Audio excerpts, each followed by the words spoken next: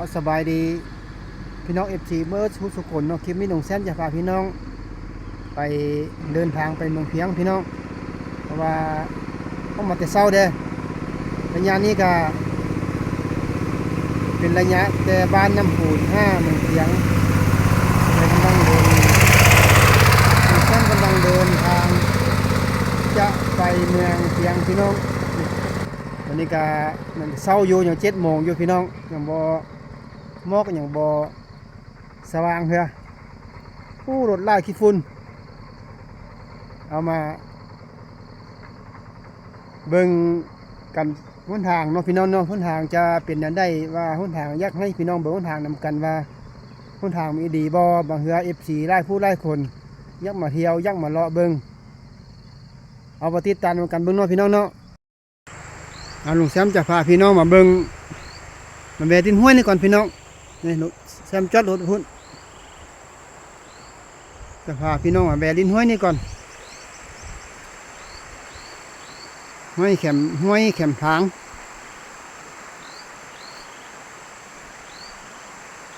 โอ้น้ำนี่คือใสสะอาดดีฮะล่ะเหรอใจมีปูมีปลาก็แล้วนะ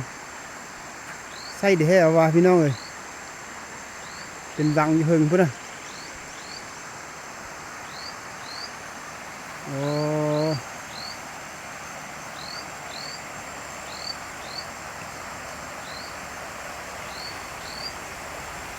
น้ำเป็นน้ำที่ยังคงรักษาธรรมชาติได้อยู่น้ำนี่พี่น้องมันเลื่อมใสดีให้เอาว่าเป็นปลาอาบเป็นปลาลิ้นช่วงกลางเขาขี่มาลิ้นนี่ตีเบิ่งมันแปลนไปหมด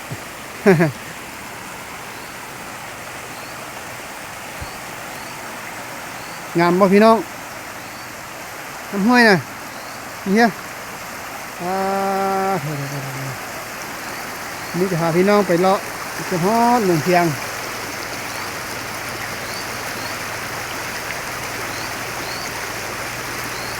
เห็นห้วยเห็นหองแล้วก็จะหาแวพี่น้องแว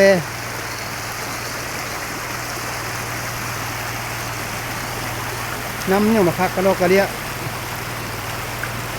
นี่ก็น้ำหยาม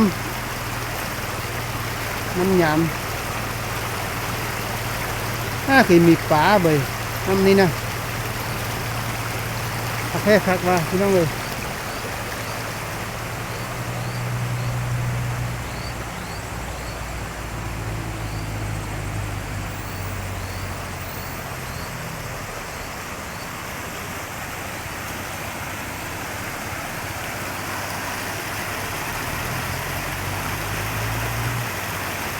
พี่น้องเลาะไป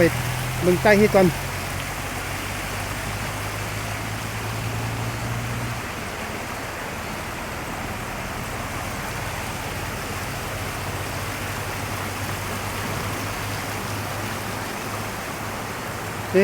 พี่น้องมาใต้แห้งครับ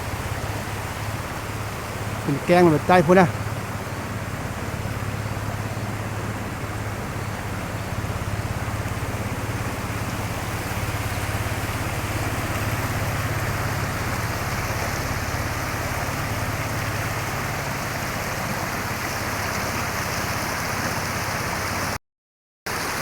ครับบอกพี่น้องมาเลยเท่านั้นน้ำห้วยอ่อนนี่น้องน้ำห้วยเนาะ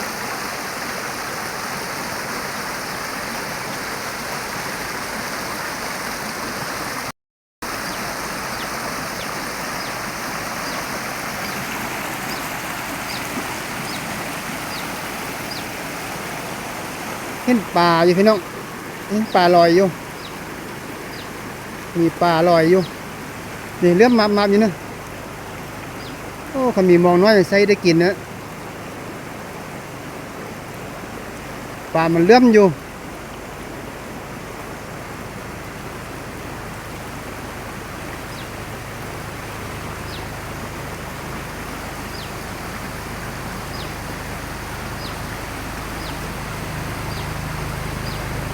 น้ำใส่แห่ใส่วาน้ำนะ ตอนนี้มันทางเนื้อมันนี่จะเป็นวังเนื้อมันเป็นวังบักง่ายพี่น้องนะ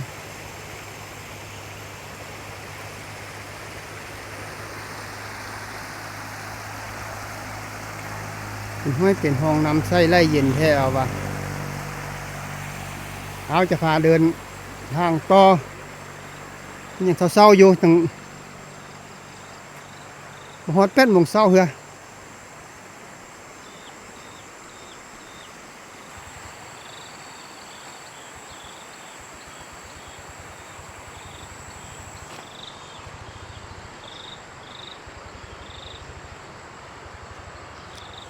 จะขี่รถมอไซค์ไปพี่น้อง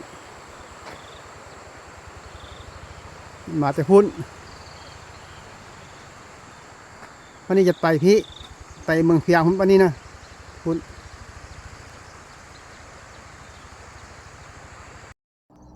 มาฮอดนี่จะแม่นบ้านจีนเข้าปุ้งมังโมแล้วไปแล้วพี่น้องเรียนตอนนี้มันจีนมาเซาปุ้งมังโมคือว่าแล้วไปแล้วเก็บกูเอาไปบ้านไปเมืองเข้าเจ้าบนแล้ว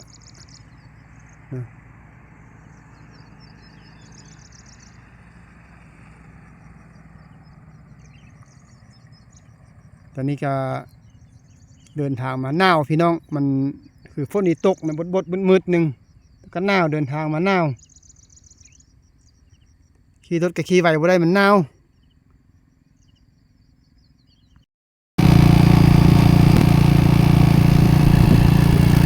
พี่น้องจะพาเข้าบ้านฝนมันนอนนี่คือบ้านต้นฝนสัก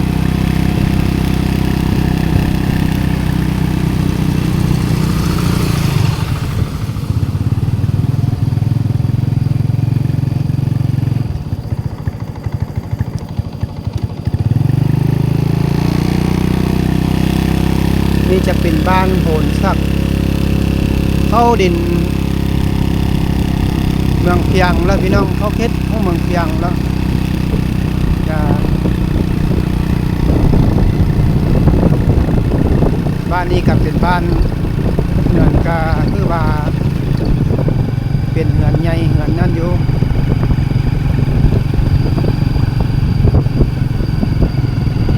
เป็นเหือนที่อุดมสมบูรณ์อยู่พี่น้อง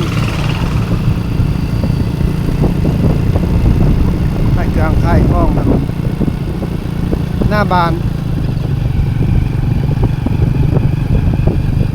เอามาเบิ่งคนทางนำกันคนทางกายีให้เบิ่งกันประมาณนี้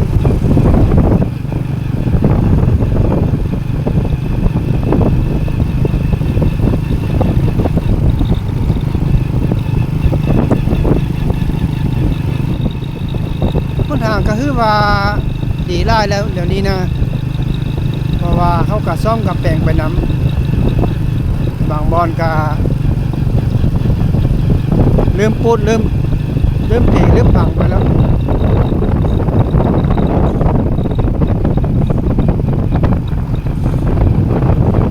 ในบ้านจะเงียบพี่น้องเงียบเพราะว่าไม่ยังเข้าไปให้ไปฮูเบิร์ตไปเข้าไปเห็นให้มันต้นให้มันซับปะลังไปหมด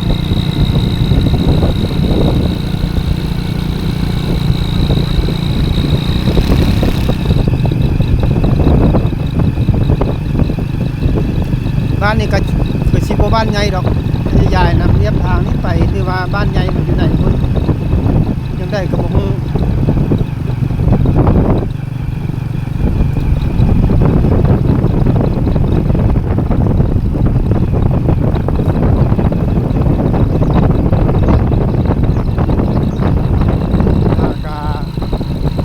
ว่าดีอยู่ทางก็ได้กระบอกเป็นให้เป็นคาดได้ดอก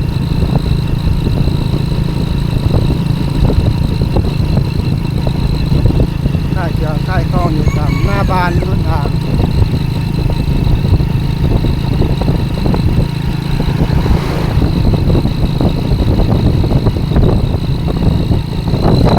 เอาเพียงอันนี้คือแรงทองเที่ยวของ ห้องเมืองเพียงเขตตัวนี้มาฮอดเขตเมืองเพียงแล้วพี่น้องตัวนี้คือแรงเป็นแรงท่องเที่ยวเป็นน้ำที่ว่าบ่มีไส้น้ำพี่น้องเอามาปุ้นออกนี้เลยเขาก็เอิญน้ำปุ้นตัวขันใดนะ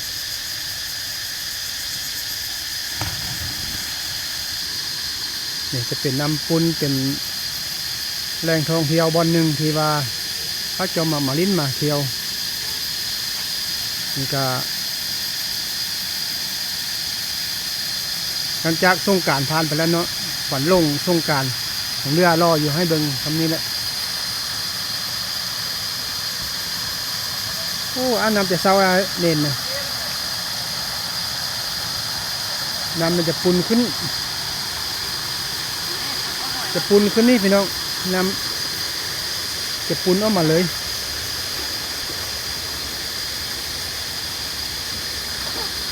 จะปุนออกมานี้เลย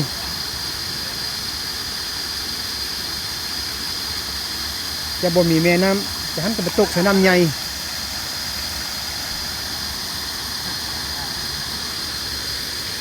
ใส่น้ำนะนี่มันจะปุนขึ้นนี้บ่ได้ปุนเฮียมันปุนมันน่ะเนาะโอเคเนาะไอเนาะน้ำปุนตรงนี้เนาะตรงนี้ปุนออกมาเลยพี่น้องนี่บอลเล็กน้อยดำเข้าไปนะมันจะไส้มันจะไส้งามดิ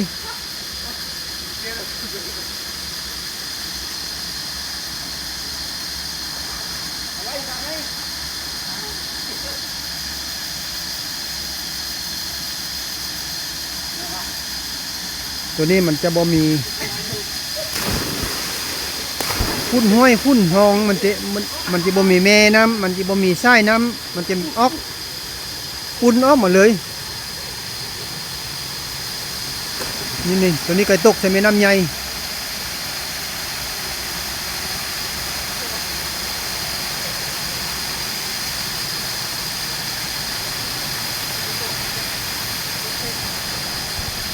ตัวนี้จะตกใส่แม่น้ำใหญ่เลยจะบ่เป็นน้ำข้องมันจะตกใส่น้ำใหญ่ต่างหากข้องมันอยู่ตัวนี้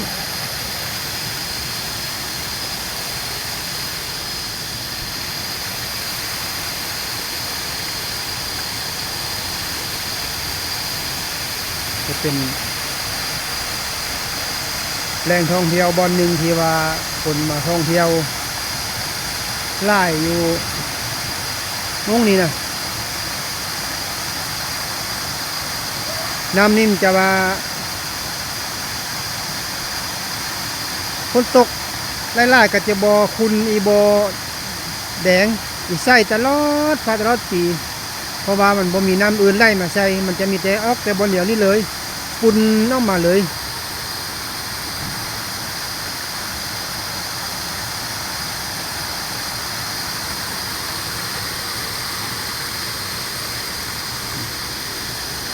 เขาเจ้าลิ้นน้ำจะเศร้าตัวนี้ก็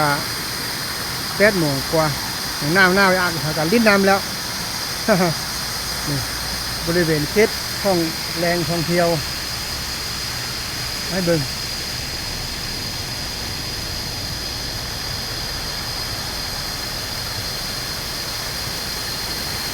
บริเวณเขตท่องเที่ยวลงมานี่เย็นจ้อยๆได้ถล่มมาแล้ววะเดี๋ยวมันจะตกน้ำใหญ่หุ้นตัวนั้นเป็นน้ำหยามตัวนี้จะมันเป็นแรงท่องเที่ยวน้ำปุ้นเป็นซื้อน้ำปุ้นเลยเพราะว่ามันปุ้นออกมาแต่นั้นเลยปุ้นออกมาบ่มีน้ำอื่นมาไล่ใส่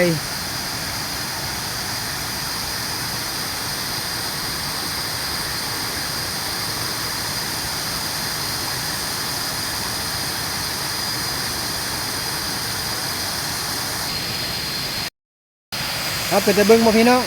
นี่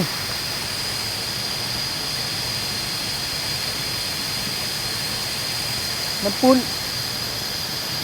เป็นแหล่งท่องเที่ยวของเมืองเชียงจะอาบน้ำลิ้นน้ำเอาคลิปนี้การหนึ่งแซมกาก็จบคลิปอย่างซ้ำนี้เนาะเบิ่งกันต่อคลิปหน้าเนาะพี่น้องเนาะกำลังเดินทางพอการคลิปใหม่คลิปต่อๆไปคลิปนี้ลงแซมข้อกล่าวคำว่าสบายดี